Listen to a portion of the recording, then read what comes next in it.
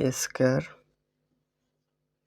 B power -1 by A power -2 into B power আছে 2।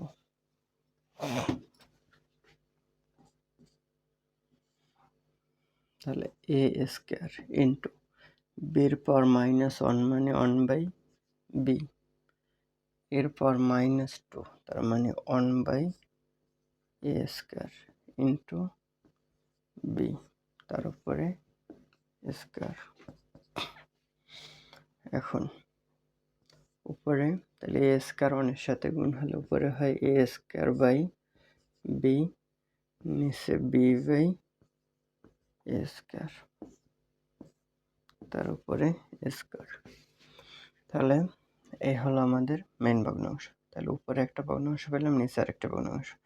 তাহলে উপরে ভগ্নাংশ যদি ভগ্নাংশ আকারে উপরেও একটি ভগ্নাংশ আবার নিচেও একটি ভগ্নাংশ, তার মানে লবেও একটি ভগ্নাংশ আবার হরেও একটি ভগ্নাংশ পাওয়া যায়, তাহলে উপরের ভগ্নাংশটি আগে লিখবো এ স্কোয়ার বাই বি ইন্টু, মানে নিচের ভগ্নাংশটা উপরের ভগ্নাংশ যখন পাশে লিখতে চাবো তাহলে এটা হবে গুণাকারে।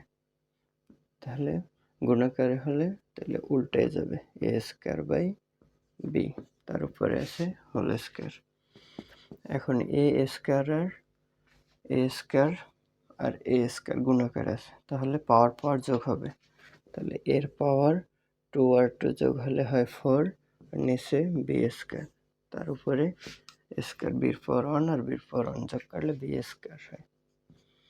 তাহলে এরপর 4 তার উপরে স্কোয়ার, তার মানে পাওয়ারের উপরে পাওয়ার থাকলে গুণ হয়। তাহলে 4 দিয়ে গুণে 8 আর নিচে 2 আর 2 গুণ করলে 4, এটা অ্যান্সার।